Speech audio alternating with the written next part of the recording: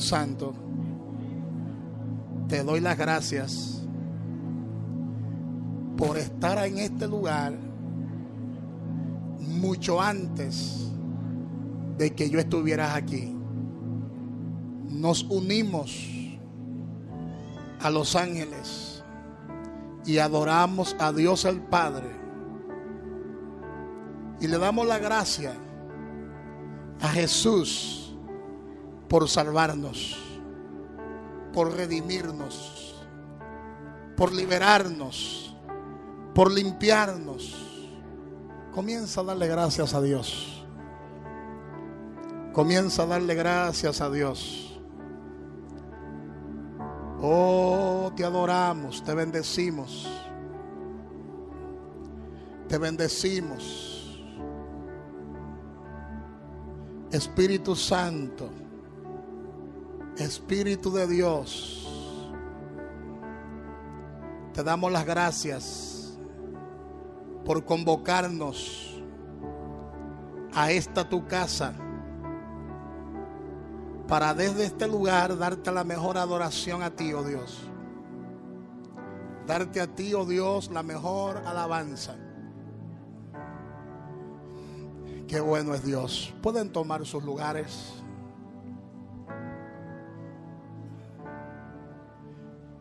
Bendito sea el Señor. Estamos gozosos y alegres y contentos porque hay varios hijos e hijas de la casa que tenía un tiempito que no le veía, por lo menos aquí adorando con nosotros. Tenemos la hermana Yajaira, Félix, sus hijos. Bienvenidos a la casa de nuestro Dios. También tenemos a nuestra hermana Ingrid, ¿verdad? Su hija, su hijo, un aplauso por ella también.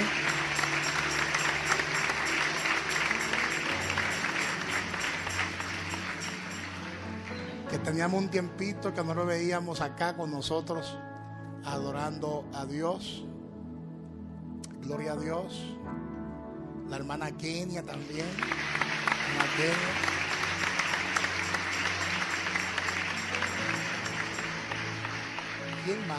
¿Quién más se me escapa? Yadira el domingo pasado se reconcilió con el Señor. Un aplauso por ella. Fuerte. Enrique se reconcilió con el Señor hace 2 jueves atrás. Ahí está.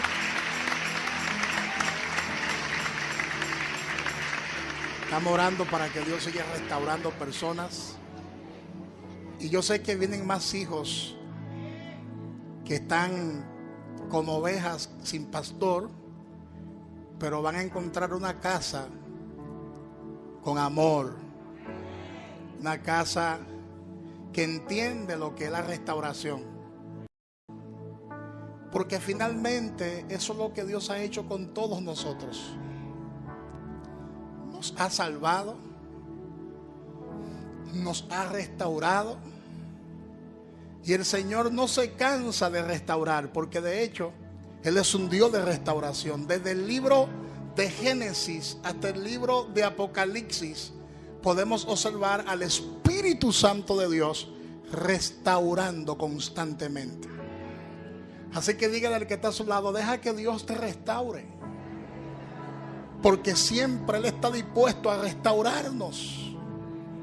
Amén. Qué bueno. Y Dios bendiga las visitas. A la jovencita que está ahí, Dios me le bendiga mucho. Bienvenida a la casa de Dios.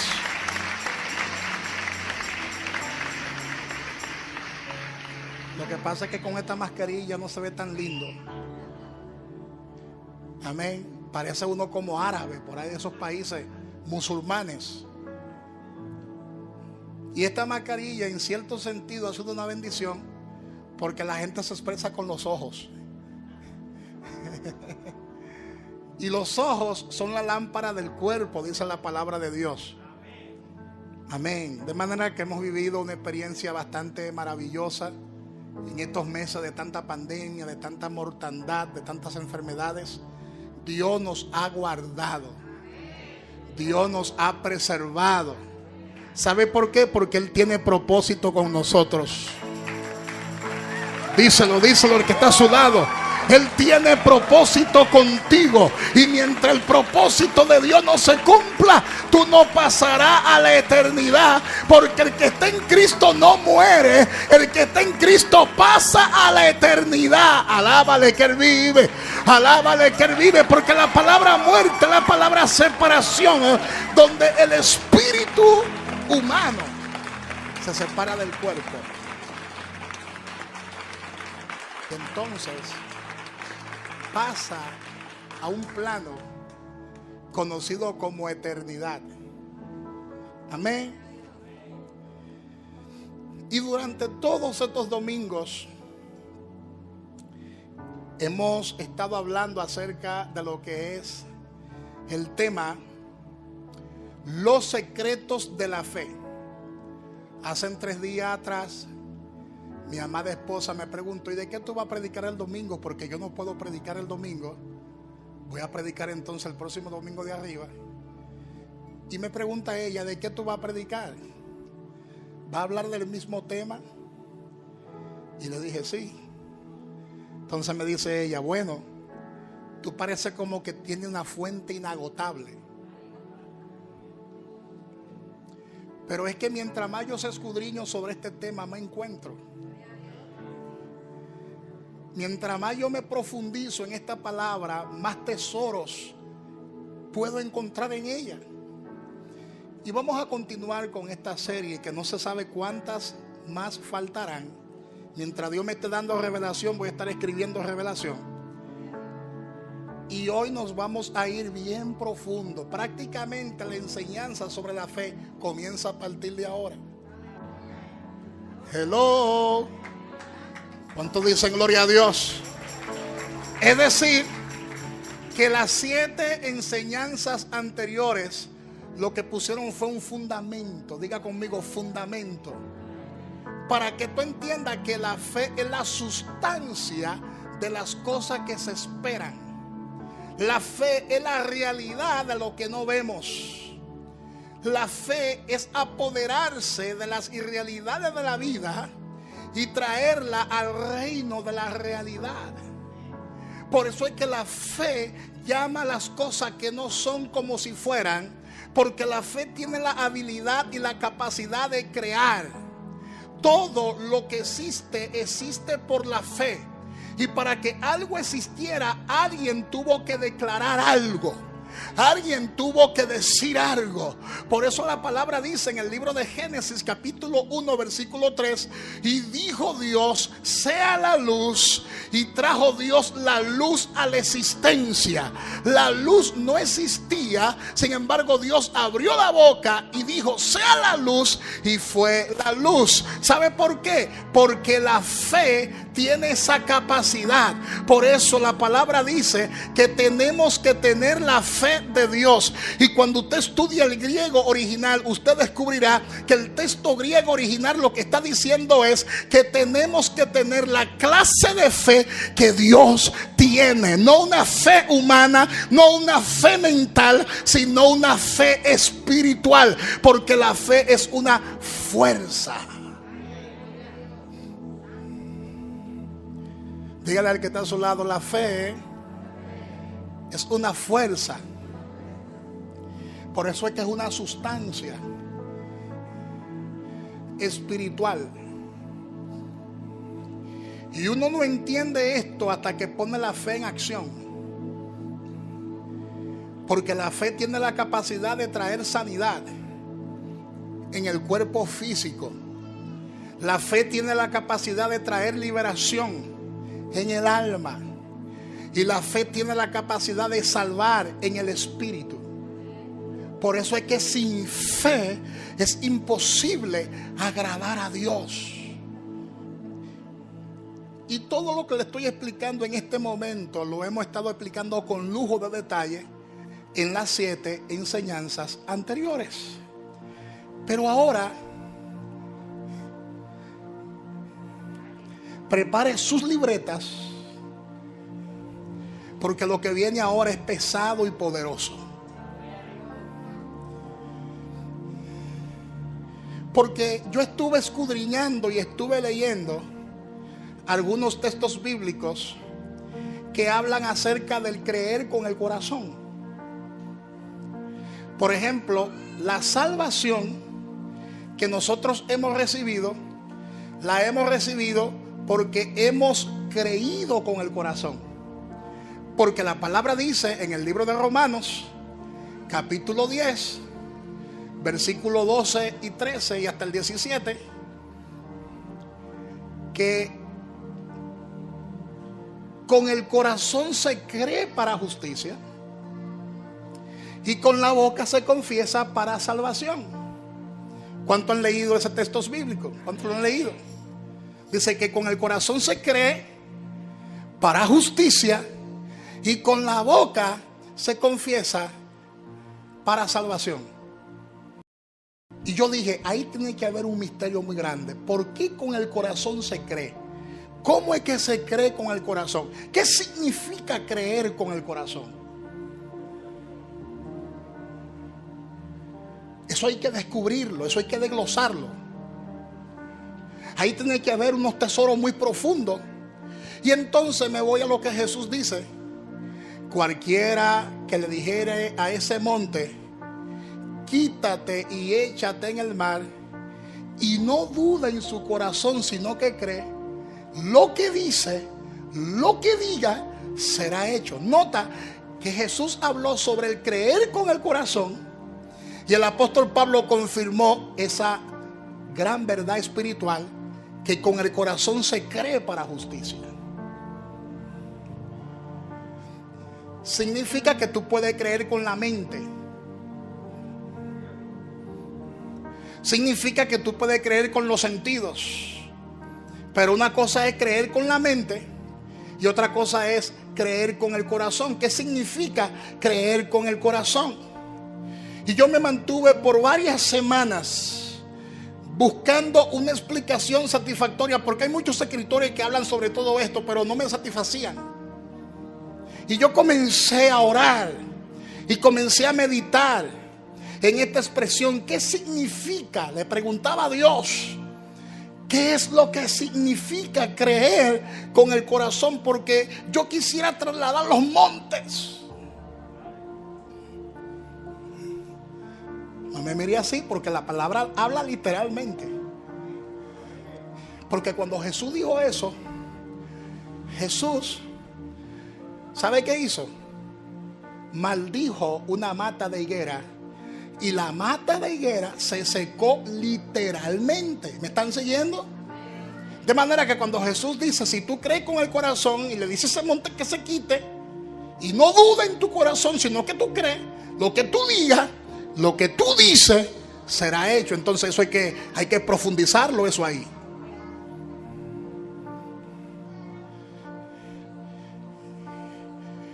Y la gente, para acomodar la cosa, dice, no, ese es el monte de tus problemas, ese es el monte de las enfermedades. Canto escritores hablando disparate y escribiendo disparate. No, ese es el monte de las circunstancias, de las pruebas. Y la mata de higuera que se secó, ¿qué era? Era un problema. Porque la palabra dice que se secó. Y que los discípulos al otro día se sorprendieron y dijeron, maestro, la higuera que tú maldijiste se ha secado. Y se ha secado de abajo para arriba al revés. Y después que sucedió eso, es que Jesús le dé esta enseñanza. En Marcos 11:23, si usted lee el contexto, está hablando sobre todo lo que es la fe. Marcos 11:23 dice, porque de cierto os digo que cualquiera que dijere a este monte, quítate y échate en el mar, y no dudare en su corazón, sino creyere que será hecho, lo que dice, lo que diga, le será hecho. Contexto, así como yo maldije la higuera y la higuera se secó, porque yo creí con el corazón y por eso se secó la higuera, Si tú le dices a ese manglar que tenemos ahí, ese mangle que tenemos ahí, quítate. ¿Usted está aquí o se fue? Quítate y échate en otro sitio, lócate en otro sitio. Y tú no dudas, sino que tú crees. Lo que tú dices, lo que tú digas, será hecho. Ahora mira lo que dice Romanos 10:10. Vamos a comparar estos dos textos bíblicos. Romanos 10:10 también habla de creer con el corazón, donde dice, porque con el corazón se cree para justicia. La palabra corazón es usada en estas dos escrituras para referirse no al órgano físico que hace que la sangre corra por todo tu cuerpo. No se está refiriendo al corazón físico, porque el corazón físico es como una bomba, se mantiene bombeando y hace que la sangre corra por todo tu cuerpo y es lo que te mantiene vivo físicamente. La palabra corazón no se está refiriendo a ese órgano físico, porque entonces eso sería creer con el cuerpo, no con lo que es el corazón, sino creer con el cuerpo. De manera que sería igual, creer con el corazón sería igual, si lo interpretamos de esa manera, sería igual que creer con los dedos o creer con los pies. Porque los dedos forman parte de tu cuerpo físico y es un órgano físico. Los pies forman parte también de tu cuerpo físico. Entonces, si lo interpretamos de esa manera, el creer con el corazón sería creer con nuestro cuerpo físico. Entonces yo descubrí que la palabra corazón es usada en ambos textos bíblicos para transmitir un pensamiento.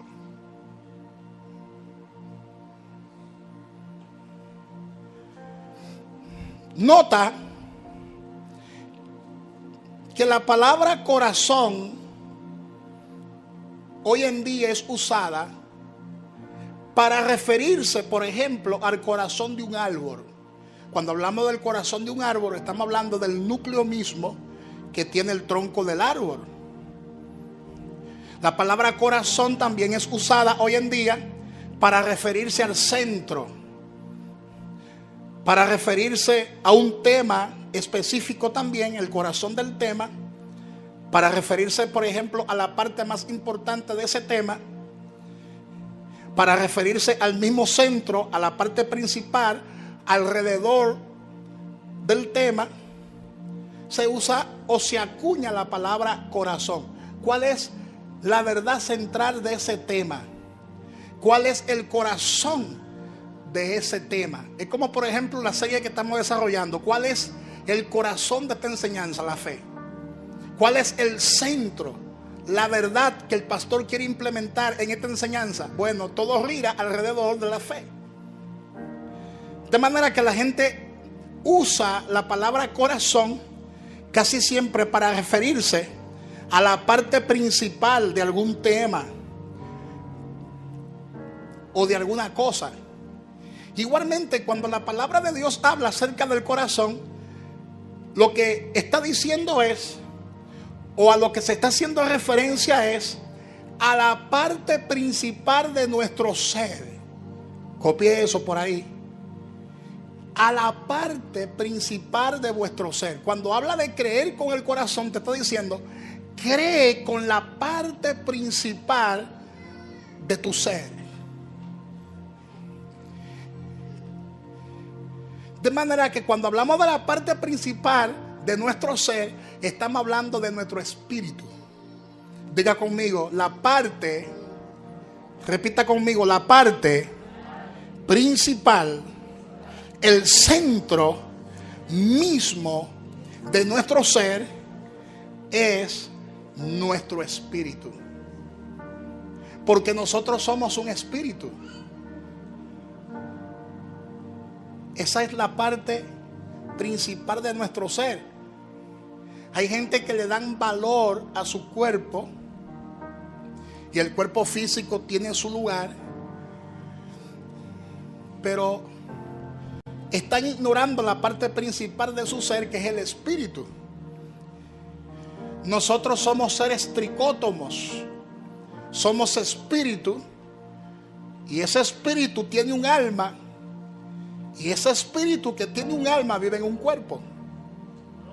De manera que el cuerpo es el estuche, es la casa donde vive el espíritu, y el espíritu tiene un alma, que lo voy a explicar dentro de unos minutos. ¿Qué significa eso? Que el espíritu tiene un alma. Porque antes yo pensaba que era el cuerpo que tenía el alma. No, es el espíritu que tiene el alma. Y ambos entonces viven en la casa que se llama el cuerpo. Ese es el estuche. El apóstol Pablo dice en Primera de Tesalonicenses capítulo 5 versículo 23: y el mismo Dios de paz os santifique por completo, y todo vuestro ser, espíritu, alma y cuerpo, sea guardado irreprensible para la venida de nuestro Señor Jesucristo. De manera que aquí hay un término muy peculiar, y es espíritu del hombre. El hombre tiene un espíritu. Corazón del hombre. Se está refiriendo al mismo espíritu del hombre. Entonces, tanto el corazón del hombre como el espíritu del hombre son usados intercambiablemente en toda la Biblia. Sabemos que el hombre es un espíritu porque ha sido hecho, ha sido diseñado conforme a la imagen y la semejanza de Dios. Y Jesús dijo que Dios es un espíritu en Juan 4:24. No solo Dios es espíritu, sino que Dios es un espíritu. Juan 4:24. De manera que no son nuestros cuerpos físicos los que se asemejan a Dios. Porque hay gente que se ve físicamente y dice: yo soy semejante a Dios. No es la apariencia física, no es en nuestro cuerpo físico que nos asemejamos a Dios. Porque la palabra dice que Dios no es un ser humano. La palabra es clara y dice que Dios no es hombre. Recuerda que hay un hombre interior y hay un hombre exterior. ¿Cuál es el hombre exterior? El que se puede ver, el que se puede tocar, el que se puede palpar. Pero hay un hombre interior que es espiritual. El hombre es espíritu, tiene un alma y vive en un cuerpo. Entonces el apóstol Pablo dijo en la carta a los romanos: pues no es judío, Romanos 2, 28 y 29 dice: pues no es judío el que lo es exteriormente, ni es la circuncisión la que se hace exteriormente en la carne, sino que es judío el que lo es en lo interior, y la circuncisión es la del corazón en el espíritu, no en la letra. La alabanza de la cual no viene de los hombres, sino de Dios. Hello. Por eso es que el pueblo perece por falta de conocimiento, porque hay gente que quieren parecerse a los judíos exteriormente. Quieren vestir como visten los judíos ortodoxos. Quieren usar, ¿verdad?, sus propias ropas sacerdotales. Quieren usar su mismo lenguaje y usan el griego, el hebreo y el arameo, y hacen las mismas ceremonias que actualmente hacen los judíos. Sin embargo, dice Pablo, el judío verdadero no es el que lo es exteriormente. Hello. Sino que el judío verdadero es el que lo es en el espíritu, es el que lo es en el corazón. ¿Cuántos dicen amén? ¿Cuántos dicen amén? ¿Cuántos dicen amén? Gloria a Dios. De manera que conforme a este texto bíblico, cuando la Biblia habla del corazón, está hablando de nuestro espíritu.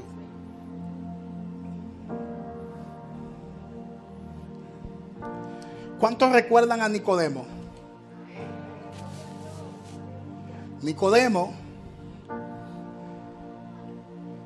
se presenta de noche y le dice a Jesús: yo sé que tú has venido de parte de Dios como maestro, como rabino, porque nadie puede hacer las señales que tú haces si Dios no está con él. Jesús le dijo: de cierto os digo, que si no nace de nuevo, no puede ver el reino de Dios. Nicodemo, como estaba razonando el asunto, le dijo: pero ¿cómo yo, siendo un hombre viejo, puedo entrar por segunda vez en el vientre de mi madre y nacer? Y Jesús le tuvo que explicar: lo que es nacido de la carne, carne es, y lo que es nacido del espíritu, espíritu es. Diga conmigo: hay un nacimiento que es espiritual. Dígalo: hay un nacimiento que es espiritual, que no es físico. Pero Nicodemo no podía entender ese lenguaje espiritual, porque Nicodemo estaba razonando el asunto. Entonces, cuando la palabra de Dios dice que tenemos que nacer de nuevo, se está refiriendo a un nacimiento en tu hombre interior.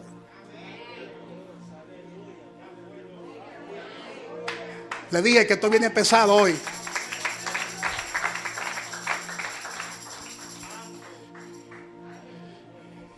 Se está refiriendo a un nacimiento espiritual en tu hombre espiritual.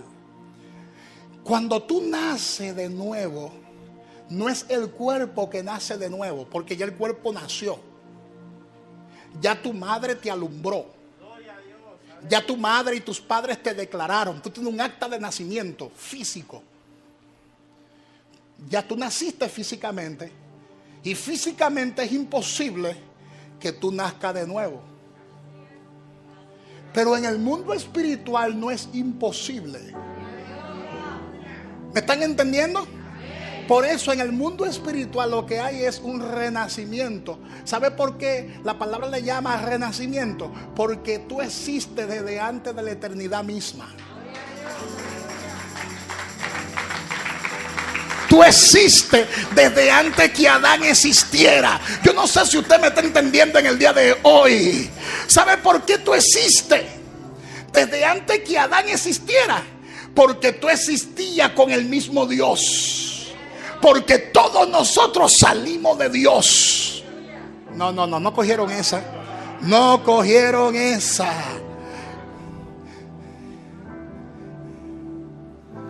Dios es espíritu. Y nosotros también somos espíritu. Dios es un espíritu y nosotros somos un espíritu.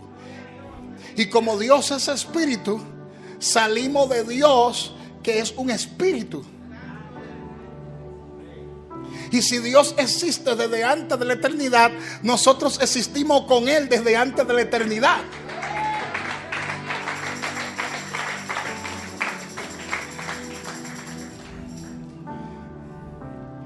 Amén. Así que dígale al que está a su lado: el nuevo nacimiento es un renacimiento del espíritu humano. Del espíritu humano.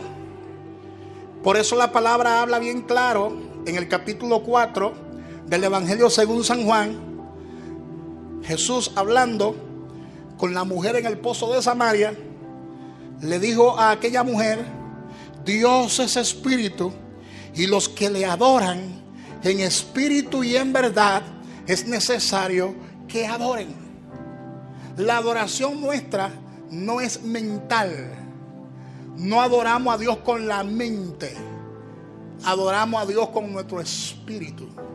Por eso que nuestra adoración debe ser en espíritu y en verdad. Cuando adoramos a Dios en espíritu y en verdad, lo que estamos haciendo es adorándolo con todo nuestro ser. Porque nuestro espíritu es la parte central de todo nuestro ser. Amén. No podemos, escuche bien esto, y Escriba esto, porque esto le va a ayudar a usted hasta ver en el mundo espiritual, le va a ayudar hasta a profetizar y le va a ayudar hasta a fluir en los dones de revelación, lo que viene ahora. Porque hay gente que me dice: pastor, pero ¿cómo tú logras ver cosas en el mundo espiritual? Bueno, espiritualmente, si tú tratas de verla con la mente, no puedes, porque la mente es limitada y es finita. Si tú tratas de hacer que tu cuerpo físico entre en contacto con lo espiritual, tampoco puede, porque lo físico no armoniza con lo espiritual, sino que lo espiritual armoniza con lo espiritual. Por eso Pablo habla de acomodar lo espiritual con lo espiritual.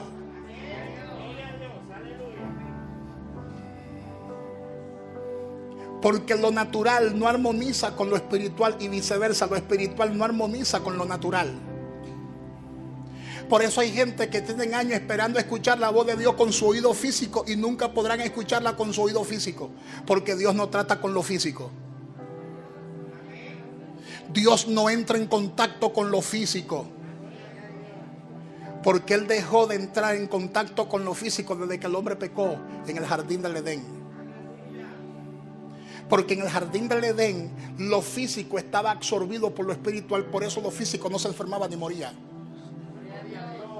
Pero después que el hombre pecó, lo físico se separó de lo espiritual, y por eso lo físico, como no tiene cobertura espiritual, se enferma y se muere y se envejece. ¿Qué fue ahora y qué pasó? Se me fue. ¿Están entendiendo?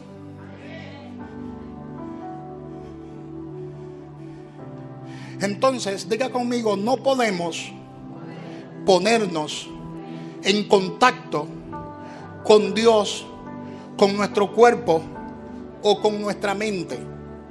Solamente podemos tener contacto con Dios con nuestro espíritu. Por eso cuando uno dice que está ministrando y uno dice: yo estoy mirando una enfermedad así, así, así, la gente se queda: pero ¿dónde está que yo no la estoy mirando? Porque tú estás mirando con lo físico.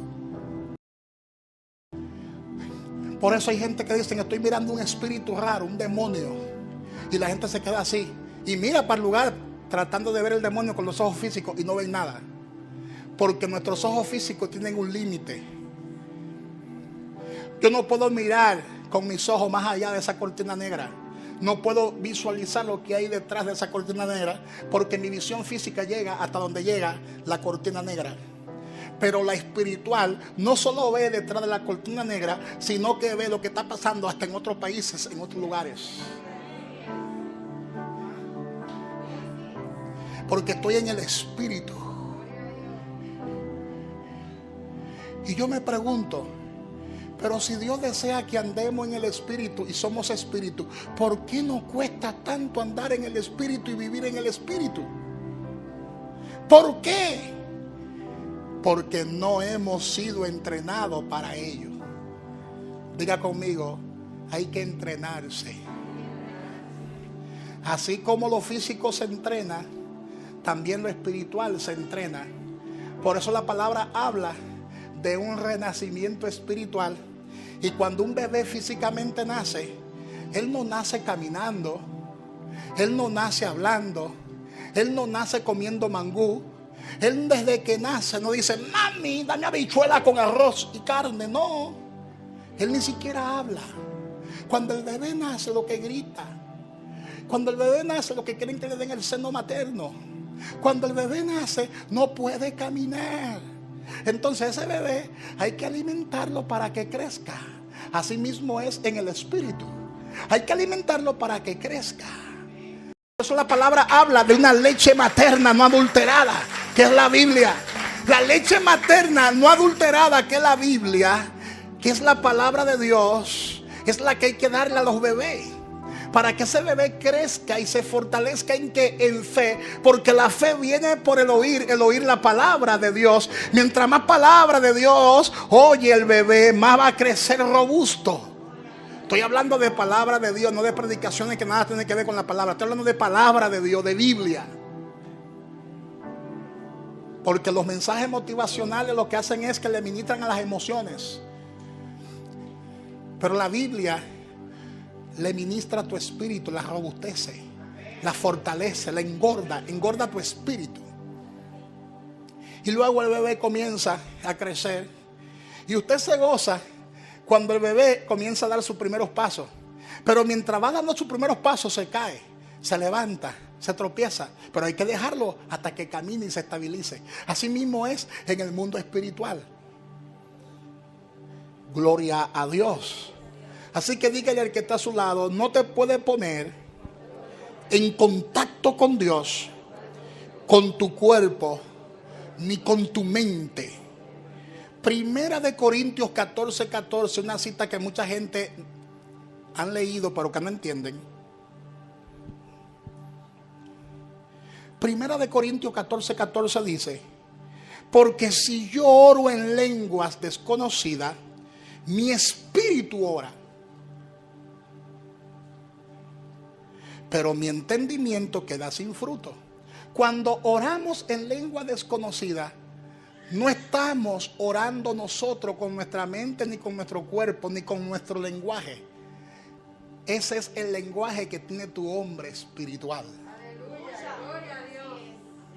Por eso que esas lenguas es diferente al don de lengua. El don de lengua es cuando el Espíritu quiere, no cuando tú quieras. Pero las lenguas espirituales la tiene acuñada el hombre espiritual que tú tienes dentro. Por eso tú la hablas cada vez que tú quieres en el Espíritu. Y nadie la entiende.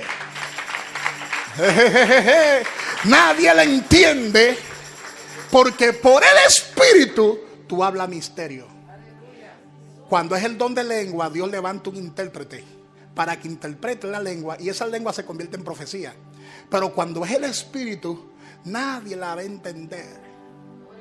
Ni el que la habla la va a entender, porque esa lengua no se entiende con la mente. Ese es el lenguaje que tiene tu espíritu renacido.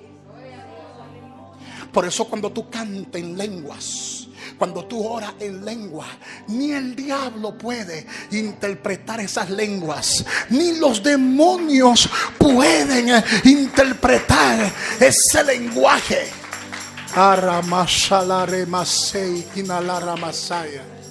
Esa es la lengua que yo tengo por dentro y cada vez que yo quiera yo la hablo, porque esa es la lengua de mi espíritu.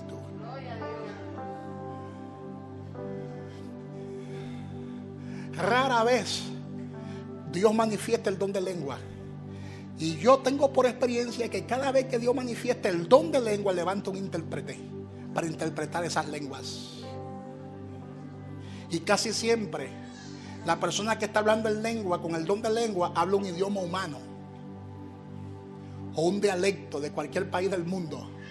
Pero cuando es tu lengua espiritual, esa lengua es una lengua angelical, es un lenguaje del cielo que nadie puede entender. Por eso el apóstol Pablo usa la palabra extraña. El que habla en lengua extraña significa que es extraña para el que la habla y es extraña para el que la escucha, porque este lenguaje no es de aquí abajo, es de allá arriba.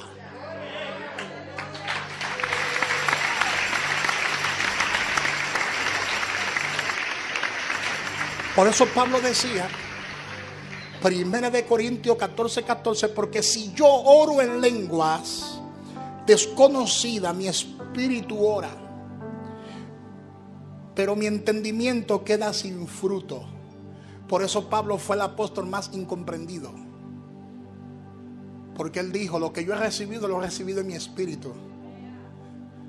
No ha venido por enseñanzas doctrinarias, sino que me lo ha enseñado el Espíritu. Entonces el Espíritu no es la mente. Dígalo conmigo, el Espíritu no es la mente. Algunas personas creen erróneamente que el Espíritu es la mente. Sin embargo, como lo indica este versículo, sabemos que cuando hablamos en lenguas, esto no viene de nuestra mente. Esto no viene de nuestro propio pensar humano, sino de nuestro espíritu. Por ejemplo, para yo hablar en lengua no tengo que pensar en la lengua que voy a hablar o que voy a expresar. Simplemente abro la boca y fluyo, sin pensarlo. Pruébalo para que usted vea ahora mismo.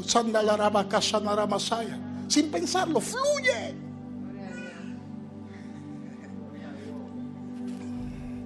Porque ese es el lenguaje del espíritu. Y en el mundo natural es lo mismo. Para usted hablar cualquier palabra en el mundo natural, como su hombre natural ya está entrenado en hablar el español, usted fluye en el español. Por eso hay gente que expresan palabras sin pensarlas y después que la piensan. Porque naturalmente ya tu hombre natural está entrenado con ese idioma. Ahora comienza a aprender inglés para que tú veas que cada palabra tiene primero que pensarla antes de expresarla. ¿Por qué? Porque ese lenguaje todavía no está acuñado en tu mente. Y por eso, como tú estás en un proceso de aprendizaje, tienes que pensar cada palabra en inglés para no expresarla mal. Pero una vez usted aprende el idioma inglés, o el francés, o el creol, o cualquier idioma, usted fluye ya sin pensarlo, porque ya le sale naturalmente. Así mismo es en el mundo espiritual. Cuando ya usted tiene esas lenguas desarrolladas, usted fluye sin pensarla, porque es en el espíritu.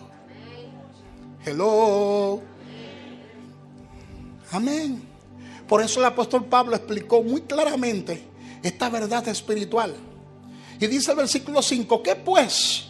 Oraré con el espíritu, pero oraré también con el entendimiento. En otras palabras, Pablo estaba diciendo que su espíritu era el verdadero él.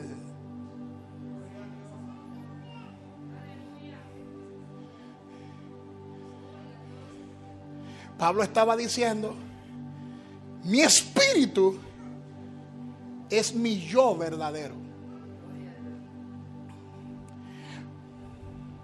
Y yo quiero que nos profundicemos en nuestro hombre interior, porque cada uno de nosotros tenemos un hombre interior que hay que desarrollar, que hay que alimentar. Segunda de Corintios capítulo 4 versículo 16. Pablo también dijo, Segunda de Corintios 4:16, Pablo dijo, por tanto, no desmayamos. Antes, aunque nuestro hombre exterior se va desgastando, el interior, no obstante, se renueva de día en día. Nota que el exterior, que es se va desgastando por el pecado, va envejeciendo por el pecado. Yo no soy el mismo 24 años atrás. Yo recuerdo que 24 años atrás yo pesaba 195 libras. Yo me miraba en el espejo y hacía así y me salían cuadritos aquí. Era un deportista, jugaba baloncesto. Fui 3 veces selección de baloncesto de la ciudad de Barahona, de la provincia de Barahona, selección nacional. Pero mi cuerpo físico estaba siendo ejercitado constantemente. No había una libra de grasa. Naturalmente hubo un descuido de lo físico, ¿verdad? Porque el cuerpo físico experimenta cambio, al igual que el espiritual.